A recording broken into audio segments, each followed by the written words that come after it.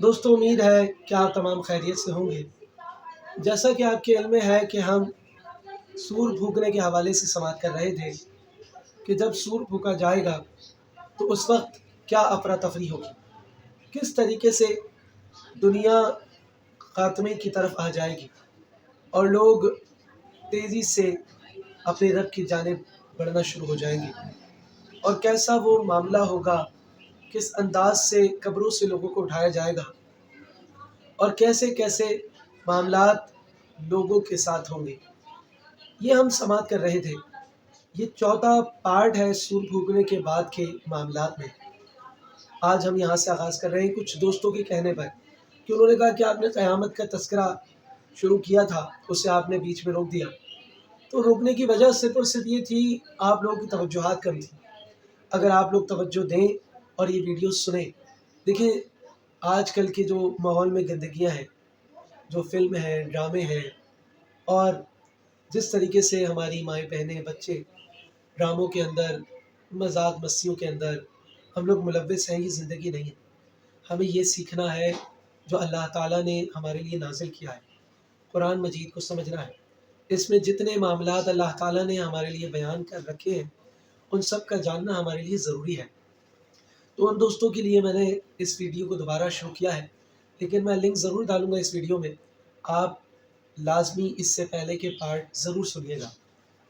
تو ہم نے یہاں تک سنا تھا کہ جب اللہ تعالیٰ سب کو اکٹھا کر لے گا، اب یہ حشر کا میدان ہوگا اور اللہ تعالیٰ اعلان کرے گا، جاؤ جس کو تم پوجتے تھے آج اسی کے ساتھ جا کر کھڑے ہو جاؤ۔ ان کے ساتھ لوگوں کو کھڑا کر دیا جائے گا، حتیٰ کہ جب صرف اور صرف مومن رہ جائیں گے اور منافق رہ جائیں گے، تو معاملہ یہ ہوگا کہ اللہ تعالیٰ ان کے پاس جس طرح چاہے گا اپنی ہیبت میں آئے گا، فرمائے گا اے لوگو اپنے خداؤں کے ساتھ لاحق ہو جاؤ۔ اب یعنی کہ اب صرف مسلمان منافق رہ گئے، اور اللہ تعالیٰ اس طرح اعلان فرما رہا ہے کہ جاؤ اپنے اپنے خداؤں کے پاس جا کر مل جاؤ۔ کیوں؟ کیونکہ منافق ہے نا مسلمانوں کے ساتھ، تو اللہ تعالیٰ اس وقت حقیقت کو کھولے گا، منافق تم تو دنیا کو پوچھتے تھے، تم تو مسلمان نامی تھے، تم تو دنیا داری کے اندر ملوث تھے، تم تو کہتے تھے دنیا آ جائے باقی سب کچھ آسان ہے۔ جیسے کہ آج بھی ہمارے یہاں لوگ ہیں، کیا کہتے ہیں، آپ ان کے پاس جائیں بولتے ہیں میاں اللہ تعالیٰ بخشنے والا ہے، ہمیں صرف جو ہے نا آپ ابھی کے حالات کے مطابق زندگی گزارنے دیں۔ ان کو دین کی طرف آنا ہی نہیں ہے، ان کو اللہ اللہ کرنا ہی نہیں ہے، ان کو یہ نہیں پتا کہ حقوق العباد ہم نے کس طریقے سے ادا کرنے اور حقوق اللہ ہم نے کس طریقے سے ادا کرنے۔ تو اللہ تعالیٰ اس وقت فرمائے گا کہ جاؤ اپنے اپنے خداؤں کے پاس۔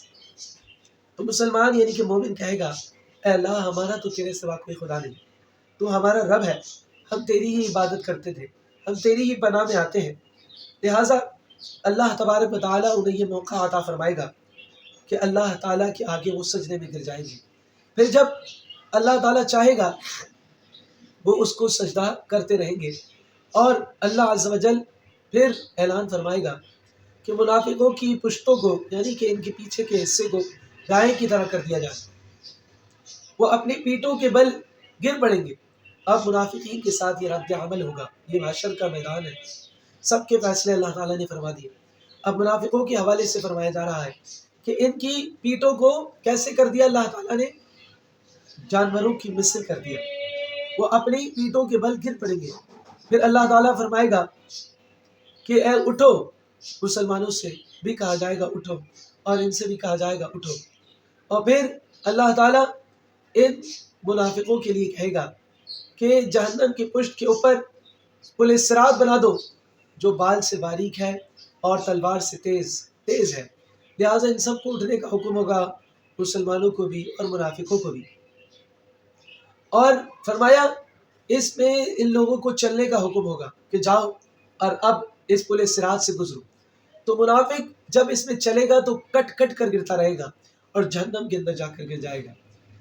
بعض مسلمان اس پر پلک جھپکنے سے گزر جائیں گے، پلک جھپکتے ہی گزر جائیں گے، اور بعض ہوا کی جھونکے کی طرح اس میں گزریں گے، اور بعض تیز رفتار گھوڑے کی طرح گزریں گے، اور بعض تیز چلنے والے کی طرح گزریں گے، اور بعض صحیح سالم گزر جائیں گے، بعض زخمی ہو کر گزر جائیں گے، بعض منہ کے بل جہنم میں گر جائیں گے۔ اللہ عز و جل کی مخلوق میں سے ہر گروہ جہنم میں جا گرے گا، ان کے اعمال ان کو ہلاک کر دیں گے۔ یہ ہوگا پل صراط پر معاملہ۔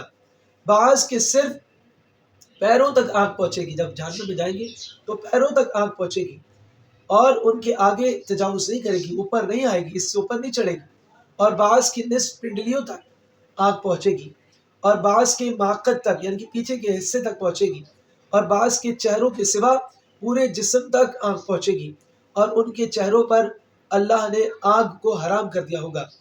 اور جب یہ سارے معاملات ہو جائیں گے، پل صراط کا معاملہ بھی ہو جائے گا، اس میں جو نیک صالح بہت محبوب اللہ تعالیٰ کے بندے تھے وہ تو بہت تیزی سے گزر جائیں گے، اور جو ہلکے گزریں گے وہ اپنے اعمال کے مطابق، اور جو گریں گے اور پھر جہنم میں جائیں گے تو ان کو ان کے اعمال کے مطابق جہنم میں سزا دی جائے گی۔ یہ ساری وہ باتیں یہاں بیان کی جا رہی ہیں۔ اور پھر فرمایا کہ جب جنتی جنت میں چلے جائیں گے اور لوگ پھر یہ کہنا شروع ہو جائیں گے کہ ہمارے رب کے پاس آج ہماری شفاعت کون کرے گا؟ جو عذابات کے اندر لوگ ہوں گے وہ کہیں گے کہ کون آج ہماری شفاعت اللہ کی بارگاہ میں کرے گا تاکہ ہم بھی جنت میں چلے جائیں۔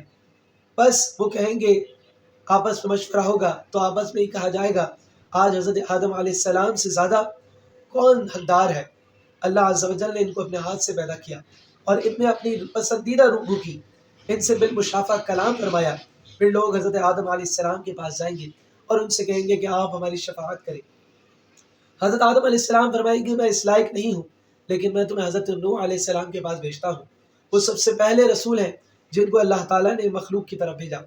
پھر وہ حضرت نوح علیہ السلام کے پاس جائیں گے، لوگ ان سے شفاعت طلب کریں گے، وہ کہیں گے میں اس لائق نہیں ہوں، تم حضرت ابراہیم علیہ السلام کے پاس جاؤ کیونکہ اللہ تعالیٰ نے ان کو اپنا خلیل بنایا ہے۔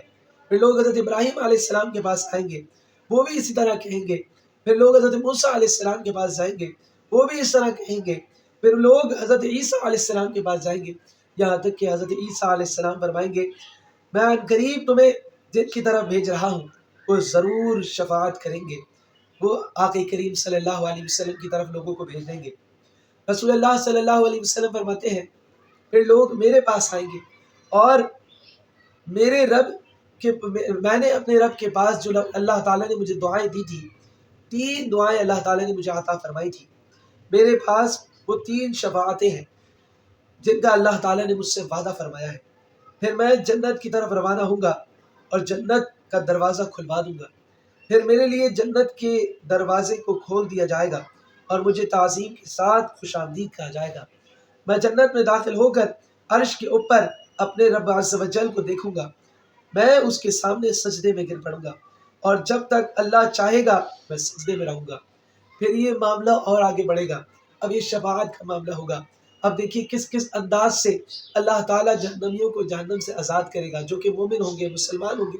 منافقین کو تو کاٹ کر اللہ تعالیٰ پھینک دے گا، لیکن جو مسلمان ہوں گے، جو گناہ گار ہوں گے لیکن اللہ سے ڈرتے تھے، انہوں نے اپنے گناہوں کی اللہ کی بارگاہ میں ہمیشہ عرض گزار کی تھی مولا ہمارے گناہوں کو معاف کر دے، پھر بھی اگر اللہ تعالیٰ چاہے گا تو ان کو بغیر جو ہے عذاب کے جنت میں داخل کر دے گا، لیکن اگر انہیں جہنم میں جانا بھی پڑا تو اس طرح مصطفیٰ جان رحمت صلی اللہ علیہ وسلم کی شفاعت سے انہیں بخشا جائے گا۔